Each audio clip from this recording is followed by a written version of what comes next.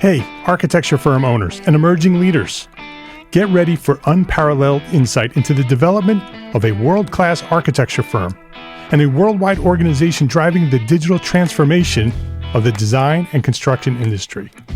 With Build Smart, the podcast that's changing how our profession operates.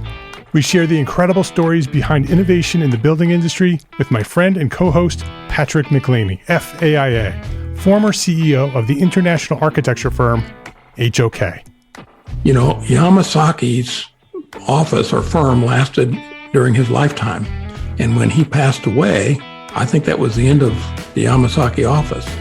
Helmut did not want that. He wanted a firm that would live out and grow beyond the founders. In Season 1, discover the untold stories behind HOK's meteoric rise, from 150 employees in St. Louis to a powerhouse with over 1,900 staff members and 27 offices worldwide. You know, they weren't as polite as the Kojima people.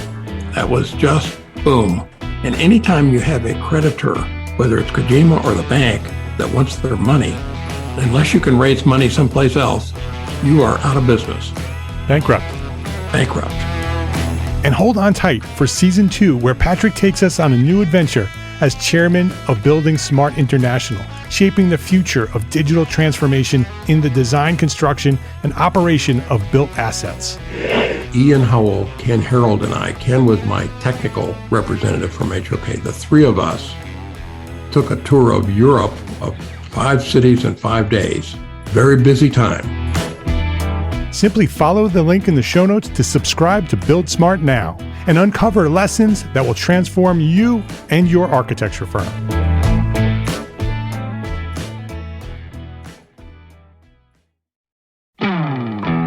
Hey, architecture firm owners and emerging leaders.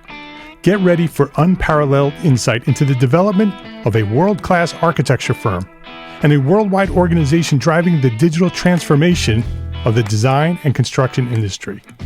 With Build Smart, the podcast that's changing how our profession operates.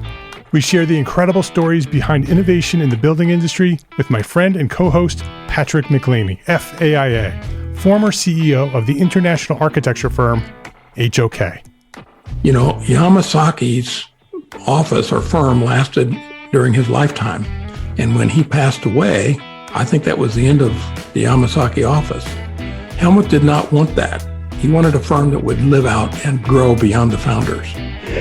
In Season 1, discover the untold stories behind HOK's meteoric rise, from 150 employees in St. Louis to a powerhouse with over 1,900 staff members and 27 offices worldwide. You know, they weren't as polite as the Kojima people. That was just boom. And anytime you have a creditor, whether it's Kojima or the bank, that wants their money, unless you can raise money someplace else, you are out of business. Bankrupt. And hold on tight for Season 2, where Patrick takes us on a new adventure as chairman of Building Smart International, shaping the future of digital transformation in the design, construction, and operation of built assets. Ian Howell, Ken Harold, and I, Ken was my technical representative from HOK. The three of us took a tour of Europe of 5 cities in 5 days. Very busy time. Simply follow the link in the show notes to subscribe to Build Smart now and uncover lessons that will transform you and your architecture firm.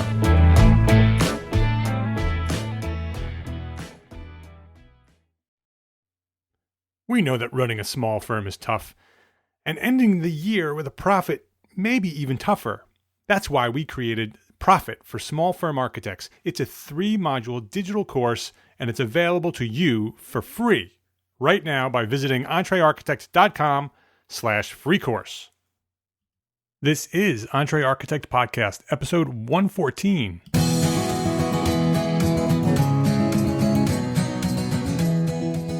Welcome back to the EntreArchitect Podcast. My name is Mark R. LePage, and this is the podcast dedicated to a successful life as a small firm architect. Whether you have plans to someday start your own firm, whether you're in the process of launching a startup, or you might be an experienced small firm architect just trying to make a difference, this podcast is for you.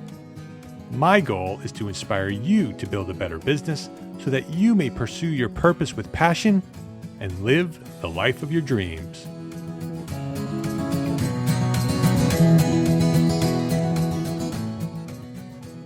As the leader, it's our responsibility to fill each seat with the right person. We determine who's on our team and how it's assembled, and we set the standards for how our team will work. Get it wrong, and your desire to grow will quickly disappear in frustration. Get it right, and you will build a team of smart, inspired people eager to help you achieve your dreams. So how do we do that? How do we ensure that our team will thrive? This week on EntreArchitect Podcast, I will give you a strategy for growth and share with you the 3 R's of team building. This episode of the EntreArchitect Podcast is sponsored by FreshBooks, the easiest way to send invoices, manage expenses, and track your time. Learn more at freshbooks.com/architect. So last week, I had the great pleasure of speaking with consultant and executive coach Steve Langrud, and we talked about leadership, and we discussed how to start and grow and inspire a team as a leader of a small firm architecture studio. If you have not yet listened to that episode, I highly recommend that you do so after you listen to this one. Just go to EntreArchitect.com/episode 113, and you'll hear the whole thing. It's definitely worth the listen. I've gotten lots and lots of feedback this week about how inspiring it was, and some really valuable nuggets in that episode. This week, I want to talk about. I want to get a little deeper about some of the things we talked about with Steve. I have some thoughts this week speaking with some of my Academy members. And I wanted to share them here with you today on the podcast. We talked about with Steve how the first step is to dig deep down into ourselves and learn about our own strengths and our own weaknesses. Knowing who we are and what we are good at will help us to build a strong team. Understanding our own strengths and weaknesses will allow us to see the gaps that we might have and where we need to fill them in. And hiring the right team members should complement our strengths and support our weaknesses. So when we first start, we really need to start with us. We need to understand who we are and what we're doing. So when we first start building a team, we need to know who we are. When I first started, and many of the architects that I speak with, I hear the idea that we just want another one of us. We just want a person with the same strengths and the same weaknesses and the same skills and the same talents as us. I always joke about it. If I could just make a clone machine, I would be a billionaire. I'd just make a bunch more of me, and they would just do what I do, and we would rule the world of architecture. But to build a strong team, we really don't want that. We really don't want a room full of me's. God forbid we have a whole room full of me's. I definitely don't want that for me. And I don't think you really want it for you either. I think we want a smart, skilled, talented, balanced team. We want somebody to complement our strengths, and we want somebody who will support our weaknesses. We want people who are not like us, but are talented in their own right and do things that we maybe can't do. And this overall process of building a team, it takes time. So we need to start with building the business, building the business plan, and developing our systems. I talk about that in other episodes, but really, if you haven't done that, if you haven't built a business plan or developed a business plan, and built your systems, you're not ready to build a team. You'll find that if you start without that, and I've experimented with that early in my career of hiring people before I was ready, it'll be very, very frustrating. After knowing who we are, then we need to know how our firm works, right? So we need to figure out those systems. So before we start hiring, we need to build those systems. So if we start to build the team without the systems in place and just rely on finding someone who is just like us with our skills and our talents, someone smart, they'll just want to use their own systems, right? They'll just do what they do. And so without having your own systems, it'll get very, very frustrating. Because the person that you hire, that their system may not be compatible with your system. It may work, but it may not work with your system. So the first step in hiring a team is to understand your strengths and your weaknesses and understand who you are. And the second step is to build your systems before you hire your team. So you need to understand how you work, and you need to understand how your firm works. And it needs to be documented and established. And then, and only then, should you build a team. You start hiring a team. And as you build your team, I want to help you with how are you going to find the right people? How are you going to find that right person? How are you going to build a team that will get you to where you want to go? And I want to clarify that process with 3 R's. So it's going to be very easy to remember. The 3 R's of building a team. The first R is to understand the roles that you're looking for. The roles of the process that you've established these processes, and in that process, in that system, there are specific roles that need to be performed in order to make those systems work. So you need to understand the roles. Number 2 is the responsibilities. What are the responsibilities of the people who have those roles? Okay, so that's the second R. And the third R is results. So we need to know not only what the roles are and what the responsibilities are, but what are the expectations of those responsibilities? What are the specific results of those roles and those responsibilities? So those are the 3 R's: roles, responsibilities, and results. So I want to get a little bit into each one of those. So let's start with roles. So what are the roles that you're performing as the leader of your firm that maybe you should not be performing? Whether other people can do it better. There may be other things that you should be doing that are more valuable to the development and the growth of your firm. Or maybe you just can't do it. Maybe you're just not qualified to do it. In my case, putting together 3-dimensional models, or BIM. I have no idea. I'm not skilled at BIM, and I have no idea how to put together 3-dimensional drawings, other than basic SketchUp. So rather than spending a long time developing the skills to do that, I'm much better at other things. I'm much better at developing the business and finding the clients and working to market the firm. Those are skills that I'm very good at, and developing 3D models is not something that I should be doing in the position that I'm in at this point. So you need to understand that. You want to hire for roles. You don't want to hire for tasks. Let's sort of break that apart. Roles and tasks. That's something that's very often misunderstood and confused. The definition of task is a piece of work assigned or done as part of one's duties. So it's a piece of work. It's a task. It's a piece of work. The definition of a role are the actions or the activities assigned to or required or expected of a group or a person.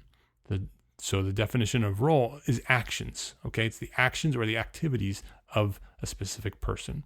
The tasks are the actual piece of work that you're doing. So tasks is a piece of work, and roles are one's actions. So when hiring, you want to hire for roles. You want to look at the potential. You want to look at the strengths and the weaknesses of the people you're considering, and make sure that they're compatible with the roles that you want to hire for. What are their skill sets? So a role might be, let's say for an example, the role might be management of finances. Okay, so that's the role.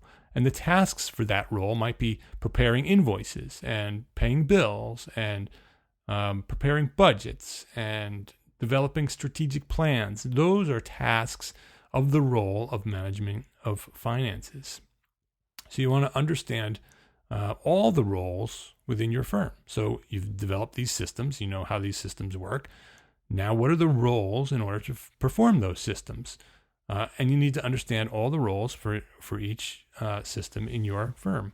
Then you want to list all the roles as part of your business plan, or just list them, just put them down, every role that you want to eventually have filled. You don't need to hire one person per role. One single person might have several roles. The person that you hire for management of finances, that role the role of managing finances may also, the person who you've hired for that may also perform the role of greeting and serving customers. They may also manage the firm's schedules. So those are three different roles. One is managing finances, one is greeting and serving people or customers. The other one is managing the firm's schedule. So those are three different roles. They could easily be held and handled by one specific person. Another role might be the management of the development of construction documents. Another one might be managing clients' expectations. So those are roles as well. Someone who is going to manage the client's expectations. The other role might be the development of construction documents. So the first R to understand in the development of your firm are the roles. You want to hire for the roles. You want to hire for the roles that you should not be doing, or the roles at where you have weaknesses.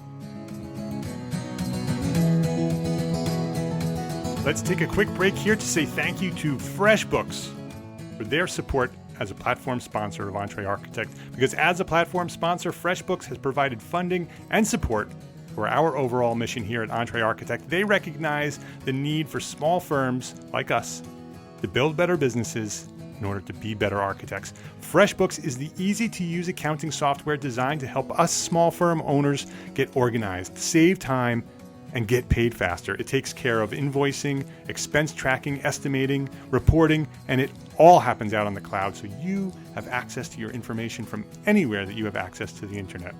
And I use FreshBooks for my own small firm, 5Cat Studio, and my favorite feature of the FreshBooks software is sending my invoices by email and allowing my clients to pay by credit card. When FreshBooks says that you'll get paid faster, they're not kidding. With the convenience of clicking a button and paying by credit card, many of my clients pay now as soon as they receive their invoice. And for those clients who don't pay right away, FreshBooks automatically sends them a reminder of the balance due at an interval that I set. So once I send an invoice, I can go back to being an architect, and I don't need to chase down any of my clients. And Tim Lee of FreshBooks will show you how easy it is to send invoices by email on our exclusive video series Tim and I produced exclusively for the EntreArchitect community. Check out this free video series at EntreArchitect.com/FreshBooksVideo. There's no catch. There's no email. It's completely free. Just go to EntreArchitect.com/FreshBooksVideo and you will get the videos right away. There's 3 of them. Shows you everything you need to know about getting started. And then go to FreshBooks.com/Architect, FreshBooks.com/Architect, and sign up for your free 30-day trial and give it a try. It's free. I suggest you just send one invoice and see what happens. That's how I got started. Just send one invoice to one client and see how it works. And when I did that and I got paid much faster than usual, I signed up for the rest of it and I set up my whole account in FreshBooks. FreshBooks.com/Architect for your free 30-day trial. And be sure to enter EntreArchitect in the How Did You Hear About Us section. EntreArchitect in the How Did You Hear About Us section. EntreArchitect in the How Did You Hear About Us section.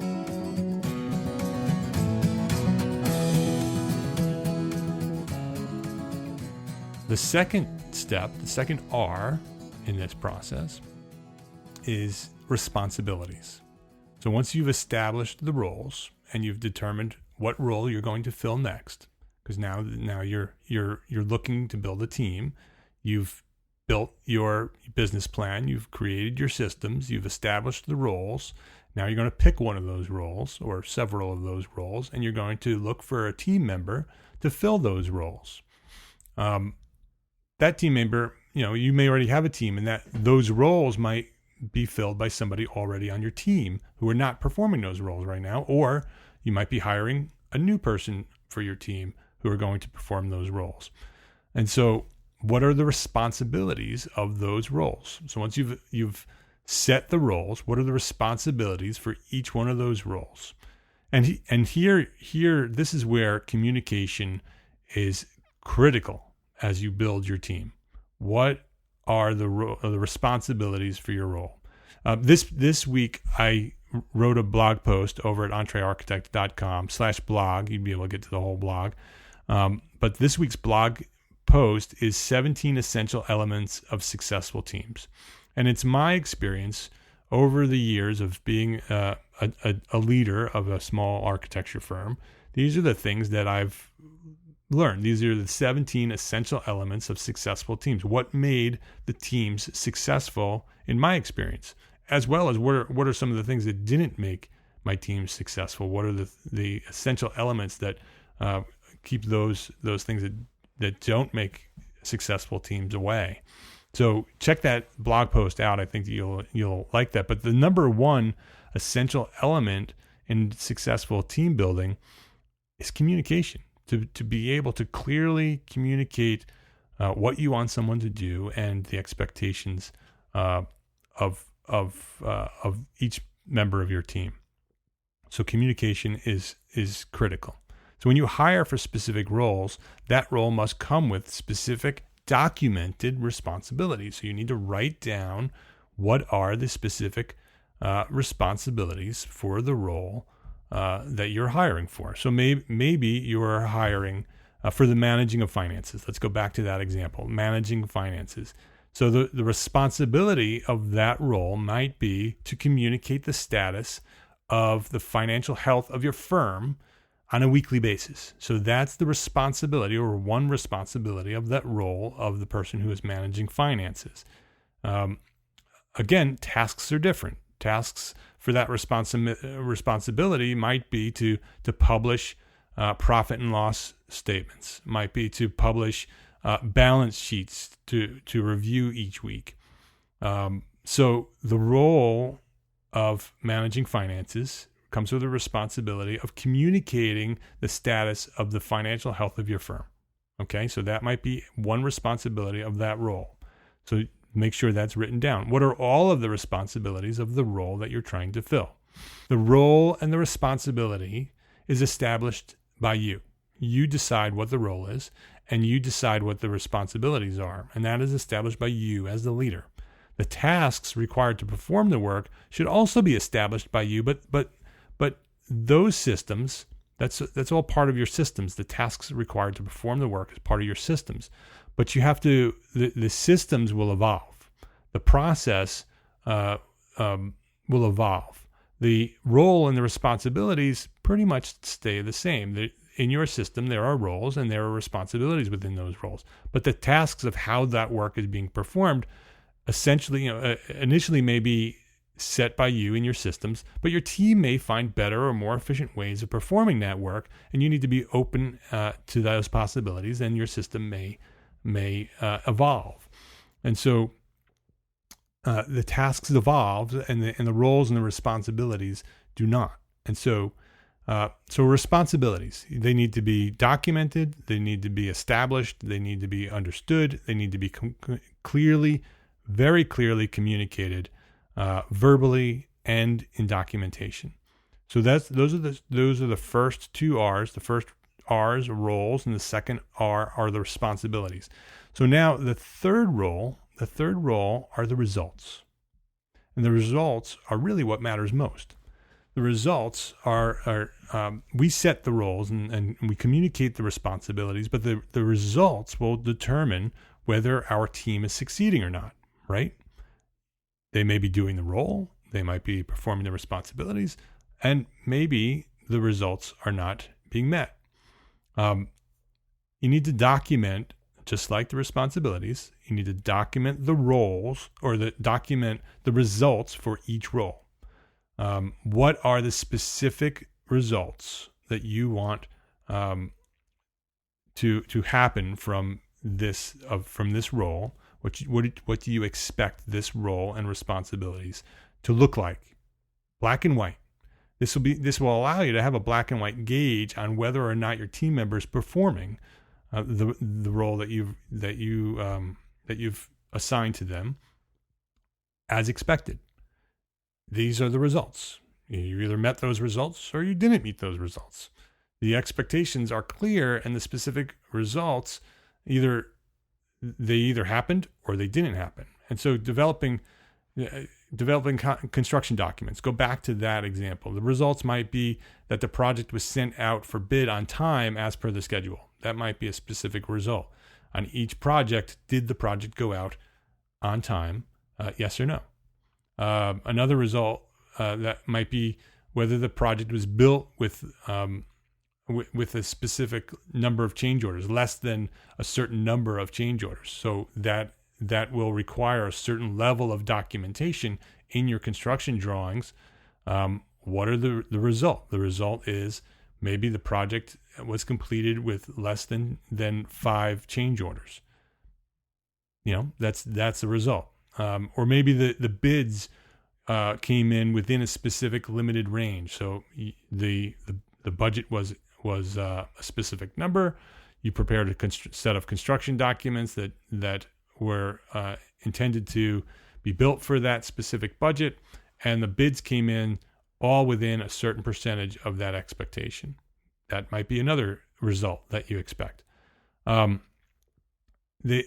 might be design results that you set, specific details that are developed.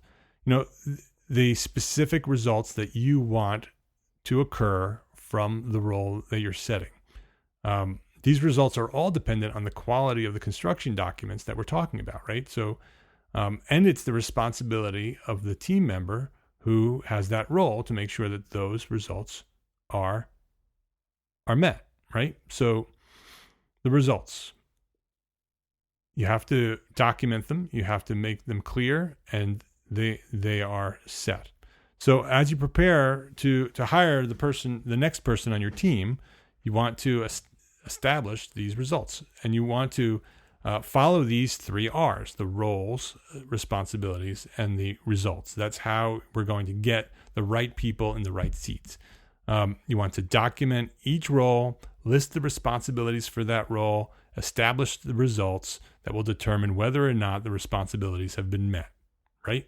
So that's what we're looking for.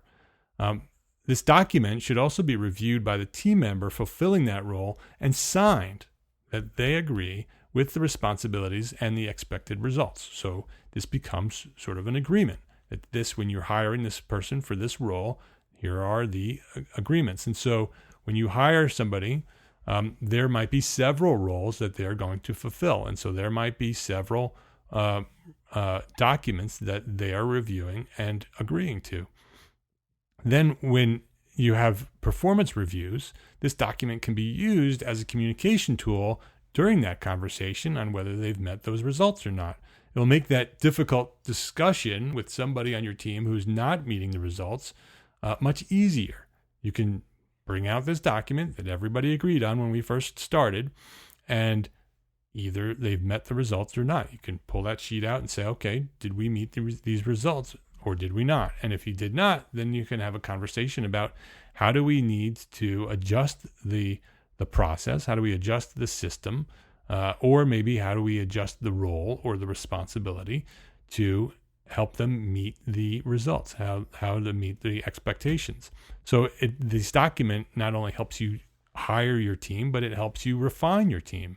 It helps you create a team that's really strong because the results are black and white. We either met them or we did not. When you hire a team like this, when you build a team using the 3 R's, you'll build a strong, balanced team. You'll have the right people in the right seats. And a strong, balanced team, they're going to help you achieve your goals. They're going to help you reach for your vision. They're going to help you live your mission. If you don't have the right people in the right seats, it is nothing but frustration. And this is how you get the right people in the right seats. You follow the 3 R's, you establish the roles, you establish the responsibilities, you establish the results, and everybody agrees on them. And so with the 3 R's of team building, the roles and the responsibility and results, your team will thrive and they'll be happier. And in the end, you'll be happier and you'll make more money. And so build a strong, healthy team using the 3 R's of team building.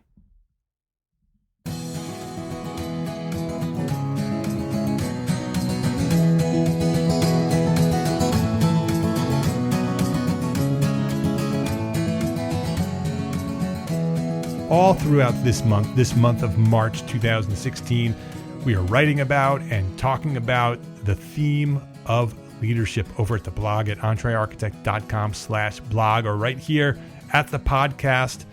You can subscribe to this podcast so you don't miss any episodes at EntreArchitect.com/iTunes. You can subscribe at iTunes.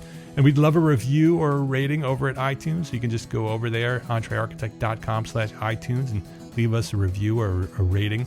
And we're also on Facebook. We have a really active Facebook group at EntreArchitect.com/group. That will get you right there over at the Facebook group, loaded up with architects talking about business and leadership and life. It's a private group, so you have to request membership over there, and we'll look at it. And as long as you're an architect, you're welcome to join in on the conversation. I want to know what your thoughts about leadership are. You can go to the show notes at EntreArchitect.com/episode 114 and leave your thoughts, or just head over to the EntreArchitect Facebook group and leave your thoughts over there. And don't forget to pick up your access to our free 3-module digital course, Profit for Small Firm Architects. Just head over to EntreArchitect.com/free course and pick it up. It's free. There's no catch. It's just, we just want you to succeed and learn how to build a profitable course. It's our gift to you. And that's it. That's it for this show. My name is Mark R. LePage, and I am an entrepreneur architect. And I encourage you to do what I do and share what you know. I'll see you next week. Have a great week.